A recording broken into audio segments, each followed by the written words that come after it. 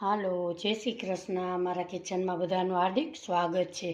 તો ફ્રેન્ડ્સ, આજે આપણે ફક્ત ને ફક્ત પૌવામાંથી બધી મીઠાઈને ટક્કર મારે એવી આપણે આજે મીઠાઈ બનાવી છે. તો ફ્રેન્ડ, તમને જોતાં જ ખૂબ જ ટેસ્ટી એવી લાગે છે. મોઢામાં મૂકતા જ પાણી પાણી થઈ જાય એવી સુપર ટેસ્ટી આપણી મીઠાઈ બની છે. તો આજની મારી રેસીપી તમને ગમે તો લાઈક, શેર ને સબસ્ક્રાઈબ કરવાનું ભૂલશો નહીં.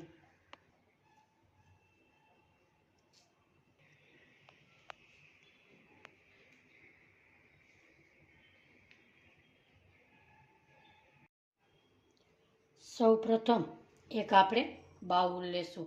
એમાં આપણે 2 વાટકી ગોળ લેશું. ગોળને આપણે ઝીણો સમારીને ઉપયોગ કર્યો છે. અને 1 વાટકી આપણે ગરમ પાણી લેશું. અહીંયા આપણે 1 વાટકી ગરમ પાણી લેશું. એને આપણે અંદર ઉમેરી દેશું. આવી રીતે ગોળને આપણે એકદમ સરસ ઓગાળી લેશું. આપણું માપ એકદમ સરસ અને સરળ છે. હવે આને આપણે સાઈડમાં રાખી દઈશું. સૌ પ્રથમ આપણે ચાળણી લેશું. એમાં આપણે 2 વાટકા પૌવા લેશું. એને આપણે ચાળી લેશું. એકદમ સરસ સહેલું માપ છે. 2 વાટકા ગોળ, 2 વાટકા પૌવા. અહીંયા આપણે એકદમ સરસ ચાળી લીધા છે. અંદર કચરો ડસ્ટ હોય એ આપણે નીકળી ગયો છે. હવે આપણે એકદમ સરસ ચોખ્ખા ચાળી લીધેલા છે. હવે આપણે આ પૌવાને આપણે ગેસ ઉપર રોસ્ટ કરી લેશું. અહીંયા આપણે ગેસ ઉપર એક લોયું મૂકેલું છે. એમાં આપણે પૌવાને ઉમેરી દેશું. અહીંયા આપણે પૌવાને એકદમ થોડા સરસ મજાના શેકાય, ફૂલી જશે અને કલર થોડો ચેન્જ થઈ જશે. પૌવાને એકદમ સરસ આપણે હલકા શેકી લઈએ. અહીંયા આપણે 1 મિનિટ જેવું થઈ ગયું છે. આપણા પૌવા એકદમ સરસ ફૂલી અને એકદમ સરસ શેકાઈ ગયા છે. હવે આપણે ગેસની ફ્લેમ બંધ કરીશું અને એક પ્લેટમાં ઠંડા થવા માટે કાઢી લેશું. પૌવાને હવે આપણે ઠંડા થવા દેશું. હવે આપણે જોઈ શકીએ કે આપણા પૌવા એકદમ સરસ ઠંડા થઈ ગયા છે. હવે આપણે એક મિક્સર જાર લેશું. એમાં બધા પૌવા આપણે અંદર ઉમેરી દેશું. આવી રીતે બધા પૌવાને ઉમેરી દેશું. હવે આપણે બારીક એવું પીસી લેશું. અહીંયા આપણા પૌવા એકદમ સરસ પીસાઈ ગયા છે. હવે આપણે એક બાઉલ લેશું. બાઉલમાં આપણે આ મિશ્રણને અંદર નાખી દેશું. એમાં નાખીશું આપણે 1 વાટકી ટોપરાનું ઝીણું ખમણ. આમાં ઉમેરી દેશું. હવે આપણે એમાં નાખીશું અડધી ચમચી એલચી પાવડર. હવે આપણે મિક્સ કરી લેશું. સરસ અહીંયા બધું આપણે મિક્સ થઈ ગયું છે. હવે આપણે 4 વાટકા ભરીને દૂધ નાખીશું.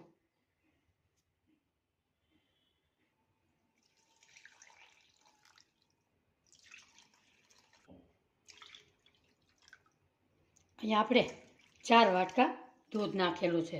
હવે આપણે આવી રીતે મિક્સ કરી લેશું. મિત્રો, એક વિડીયો બનાવતા પાછળ થોડી ઘણી મહેનત થતી હોય છે. તો મિત્રો, મારો વિડીયો થોડો ઘણો પસંદ આવે ને તો વિડીયોને લાઈક કરી દેજો. ચેનલ પર નવા હોય તો વિડીયોને સબસ્ક્રાઈબ કરવાનું ભૂલશો નહીં. મેં એકદમ સરસ આવી રીતે મિક્સ કરી લીધું છે. હવે આપણે એક બાજુ સાઈડમાં મૂકી દઈશું. જુઓ ફ્રેન્ડ્સ, આપણો ગોળ પણ એકદમ સરસ ઓગળી ગયો છે. ના ઓગળ્યો હોય તો હલાવીને ઓગાળી લેવાનો. હવે આપણે ગેસ ઉપર એક પેન મૂકીશું. એમાં આપણે 2 ચમચી ઘી ઉમેરીશું. ઘીને આપણે ગરમ થવા દેશું. આપણું ઘી એકદમ સરસ ગરમ થઈ ગયું છે. હવે આપણે પૌવા અને ટોપરાનું ખમણ એ પલાળેલું હતું એ હવે આમાં ઘીમાં ઉમેરી દઈએ. ગેસની ફ્લેમ ધીમી જ રાખીશું. હવે આપણે ઘીમાં બધું એકદમ સરસ ધીમી ગેસે શેકી લેશું. આ રેસીપી તમે એકવાર ચોક્કસથી ટ્રાય કરજો. એકદમ મસ્ત એવી ટોપરા પાકને ટક્કર મારે એવી આપણી રેસીપી બને છે. હવે આપણે ધીમા ગેસે શેકી લેશું.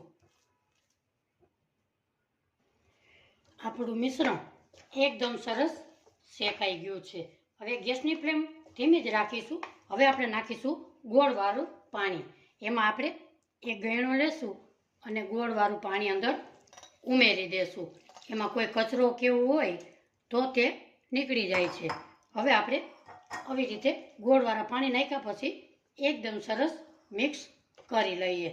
આમાં ગુઠલી એવી હોય તો કાંઈ ટેન્શનની જરૂર નથી. હલાવશું એટલે એકદમ સરસ ભાંગી અને મિક્સ થઈ જશે. મિત્રો, તમે જોઈ શકો છો કે આપણું મિશ્રણ એકદમ સરસ પેન છોડવા માંડ્યું છે. હવે આપણે સરસ ટેસ્ટ માટે 1 ચમચી ઘી ઉમેરીશું. ઘી ઉમેરવાથી આપણી મીઠાઈ એકદમ સરસ ટેસ્ટી એવી બને છે. તમે ચોક્કસથી ટ્રાય કરજો. હવે આપણું મિશ્રણ એકદમ સરસ ઘટ થઈ ગયું છે. હવે આપણે 1 ચમચી ઘી નાખ્યા પછી હવે આપણે ગેસની ફ્લેમ બંધ કરીશું. અહીંયા આપણું મિશ્રણ એકદમ સરસ મીઠાઈ માટે તૈયાર છે. ગેસની ફ્લેમ બંધ કરીશું. હવે આપણે કોઈ પણ એક વાસણમાં મીઠાઈને આપણે સેટ કરી શકીએ છીએ. એમાં આપણે બટર પેપર પાથરશું. બટર પેપર ના હોય તો એક કોરો કાગળ તમે પાથરી શકો છો. એમાં આપણે સરસ મજાનું ઘી લગાડી દેશું એટલે આપણી મીઠાઈ ચોટે નહીં. અહીંયા આપણે ઘી લગાડી દેશું. હવે આપણે ઘી લગાડી દીધું છે. મિશ્રણને એમાં નાખી દેશું. આવી રીતે બધું મિશ્રણ અંદર ઉમેરી દેશું. ચમચીની મદદથી આપણે આવી રીતે મિશ્રણને સેટ કરી લઈએ. આપણી મીઠાઈ એકદમ સરસ સેટ થઈ ગઈ છે. હવે આપણે આને ઠંડી થવા દઈશું. પછી અહીંયા આપણી મીઠાઈ એકદમ સરસ ઠંડી થઈ ગઈ છે. હવે આપણે એને આવી રીતે પલટાવી લેશું. હવે આપણે આવી રીતે માથેથી પાથરેલું હતું એને આપણે હટાવી લઈએ. અહીંયા સરસ એકદમ આપણે હટાવી લીધું છે. હવે આપણે કાપા પાડીશું. મિત્રો, આ એકદમ સરસ ટેસ્ટી એવી આપણી મીઠાઈ બને છે.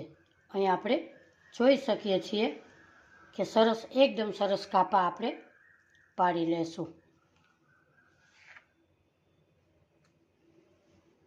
તમે પણ ચોક્કસથી ટ્રાય કરજો.